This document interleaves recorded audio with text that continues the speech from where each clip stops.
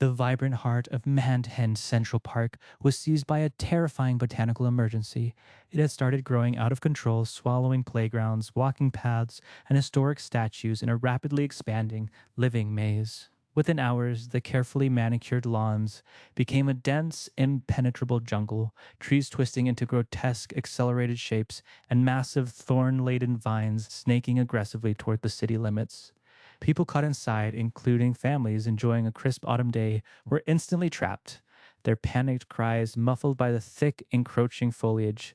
Spider Man, alerted by the overwhelming SOS signal and the literal green invasion threatening to envelop the Upper East Side, swung immediately toward the epicenter. His spider sense screamed a warning. Energy signature felt strangely concentrated, almost deliberate, yet fueled by a raw biological chaos that defied simple chemical explanation. He knew the source was likely human, but the execution was purely, brutally natural. Landing on the roof of the trapped Metropolitan Museum of Art, now shrouded in blooming, alien-like moss, he peered down into the twisting labyrinth. He saw panicked civilians struggling against thick, woody tentacles and realized time was running out before the park became a self-sustaining, inescapable prison. Descending into the chaotic foliage, he found the central anomaly, a small, resolute Pokémon, Bulbasaur. This Bulbasaur was not the cause of the chaos, he was its most valiant victim. He was using his vine whips frantically, not to attack, but to try and hold back the surging mutant growth, his efforts causing his own bulb to pulse with exhaustion. The sheer volume of plant life was overwhelming his natural ability to command it, and he was quickly becoming trapped. "Hold still, buddy. This looks like a bad day for photosynthesis," Spider-Man quipped, webbing a particularly aggressive cluster of thorns away from Bulbasaur. As he secured the Pokémon, they made a profound discovery. A small, almost invisible lab station hidden deep beneath a rapidly expanding patch of exotic orchids. Inside, they found a frantic rogue scientist, Dr. Elias Thorne, hunched over a complex array of bioscanners and nutrient feeds. He wasn't working with Green Goblin's chemicals, he was using stolen Pokemon DNA, specifically samples from a powerful legendary grass type to create a hyper-acceleration growth compound. "It's working! Perfect, pure, unchecked growth!" Thorne maniacally declared, adjusting a large pump connected to the park's central irrigation system.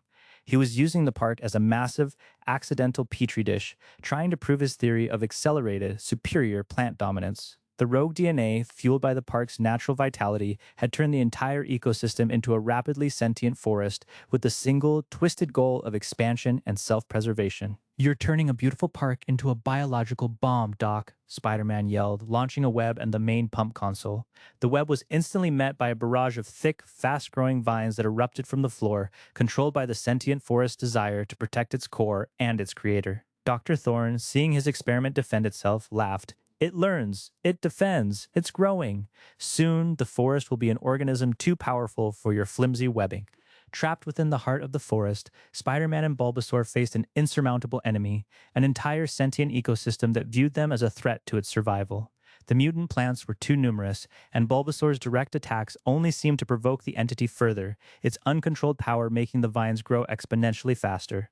The challenge was clear: stop the scientist, neutralize the DNA strain, and save the hundreds of trapped civilians.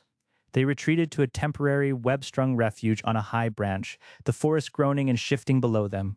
"Fighting isn't working, Bulbasaur," Spider-Man realized, checking his jammed web shooters. "This forest isn't evil, it's just scared and confused because of that rogue DNA. It thinks it has to conquer to survive." Bulbasaur, sensing the forest's agitated, overwhelming sadness, nodded gravely. "Bulbasaur," he projected, his gaze fixed on the twisting, anguished trees. He understood the forest was a victim of corrupted power, a natural force turned against its own instincts. A powerful idea sparked between the two heroes. They wouldn't fight the forest, they would teach it empathy. They would remind it of its original purpose, nurturing life, not consuming it. Spider-Man, using his agility, became the rescue component.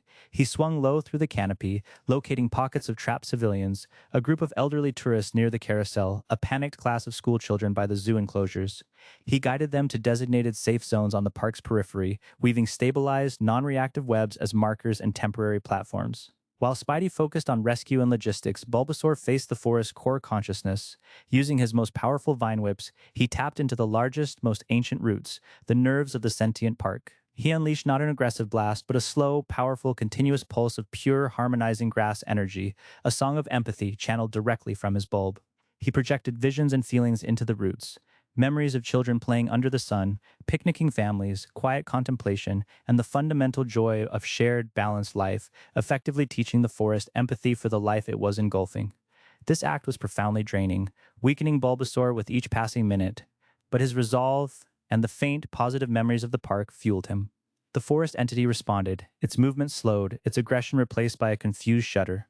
It felt the shared joy, the need for coexistence, clashing violently with the corrupted DNA's imperative for unchecked growth. Meanwhile, Dr. Thorne, sensing the forest was turning against him, launched his final defense. A swarm of autonomous, blade-wielding drones designed to harvest the rogue DNA from the sentient plants. Spider-Man, having secured the last of the civilians, rejoined Bulbasaur. Time for the technological threat, bud. You keep singing, I'll clear the air. Using Bulbasaur's stabilizing energy as a shield against the erratic growth, Spider-Man engaged the drones, relying on complex trajectory calculations and quick bursts of web fluid to neutralize the flying machines without harming the plants. The battle culminated when Spider-Man reached Dr. Thorne, who was desperately trying to upload a viral code into the main pump. With a swift kick, Spider-Man incapacitated the scientist, webbing him securely. With the technological threat neutralized, Bulbasaur poured one final immense surge of harmonizing energy into the primary root system. The response was immediate and profound. The sentient forest, cleansed of the rogue DNA's corrosive dominance, let out a massive, collective sigh. The aggressive vines wilted and gently retracted, creating clear paths where only impenetrable thickets had been moments before. The massive unnatural growth subsided, returning the park to a slightly overgrown but entirely healthy state. The park was saved, the crisis averted, and the trapped populace was safe, guided out by the that calm, welcoming foliage. Bulbasaur, utterly exhausted but triumphant, looked at Spider-Man, his bulb shining with pure, untainted light. They had faced a foe of overwhelming, chaotic power and defeated it not with greater destruction, but with empathy and controlled balance. The greatest strength they discovered was the power of nurturing, the strength to heal, and the courage to teach coexistence. The park, forever changed, was now stronger and more alive than ever, a living reminder of the shared responsibility to protect and nurture. Life lesson. Strength isn't about taking over, it's about nurturing and protecting. True power comes from empathy, restraint, and the willingness to harmonize with others, even when they seem to be fighting you. When faced with overwhelming chaos, the quiet act of teaching coexistence is often more powerful than any destructive force.